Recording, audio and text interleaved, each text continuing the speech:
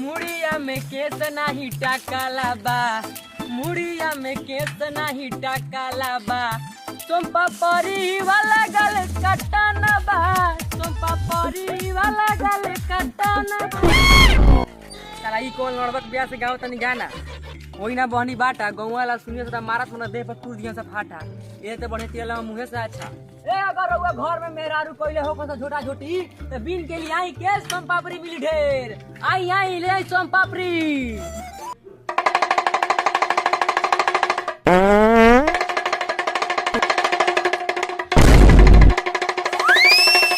भयो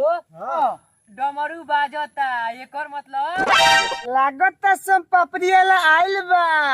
हट करा माई से पानी छियम बिहान एवरा घिसरिए काटे काम चला ले खाए के सोमपापड़ी खाए के बा।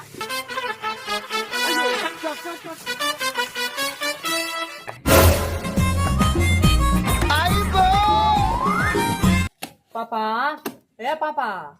तनी केस द ना सोमपापड़ी वाला हो दे आई बा। केस लेबो आओ न उखाड़ लो। सरऊ काम करब करब त हमर गाड़ सुकल बा तू एला लंड पर चोखा मारे खातिर जो सरऊ तोर माई रखले होई देख ले जो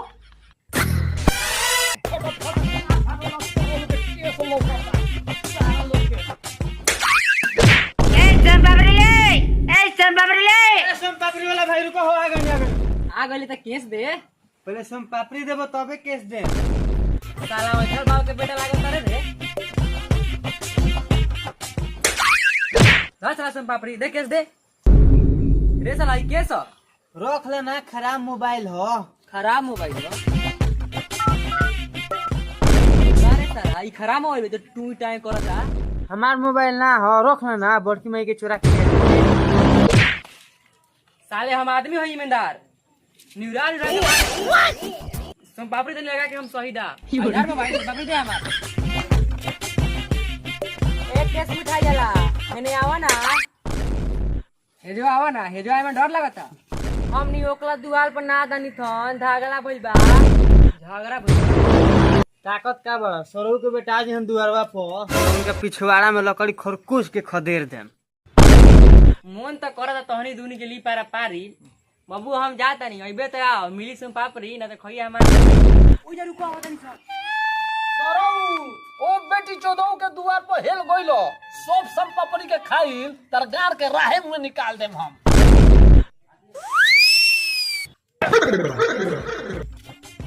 रे साला इतनी वाला जब तो कहां लेता रे तोरा बाप के मोछ में टंगाई साले नइखा जानत जे दशहरा चढ़ गइल बा ले जाता नी घर के दुआरी पर टंगाई ना तो को दिहो से डाई साले हगे लग बा पक पक जमाई चल खाली त डांड फिटिंग के फेर में लगा रहता रे ए सोमपापड़ी ले ए सोमपापड़ी ले ए सोमपापड़ी वाला भाई रुको हम आदन केस लेके ये जल्दी ले गइयो चुलुम घुसले मत रह जइयो ए केस रख सोमपापड़ी दा कारे साला भुटे लिया केस कहां से ले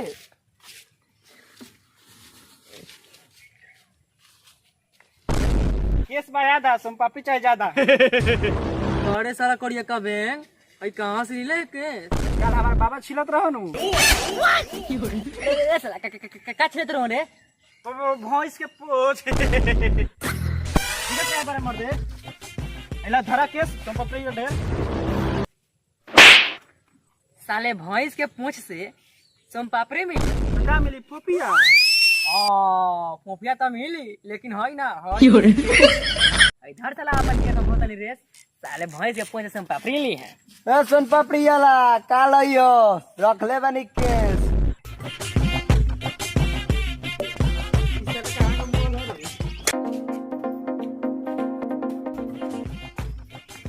समझी जी कैसे कैसे होनी हो आई के लव को तो किया मेला ढासल बा पैदल नि लंगड़ा तो लंगड़ा बैठी ए बाबू कुर्सी ले कुर्सी ले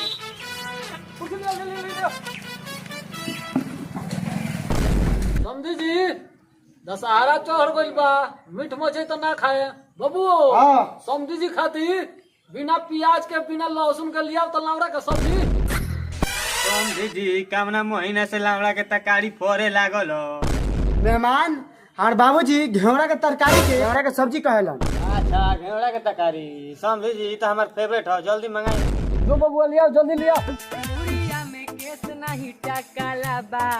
मुड़िया में केस नहीं टकाला बा,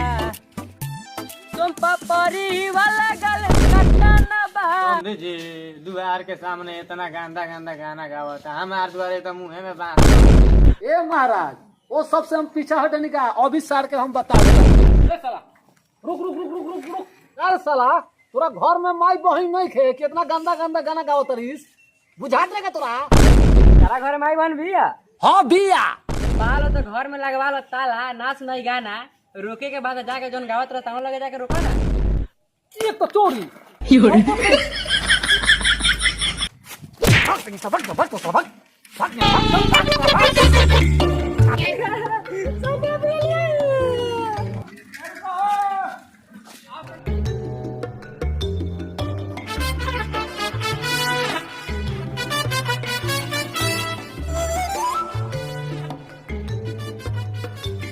लो हाई केस आ सोन पापड़ी द ढेर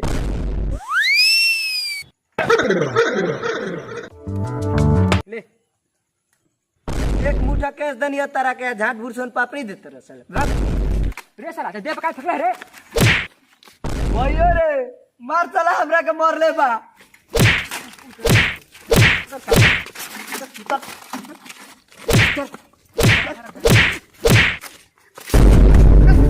साइकिल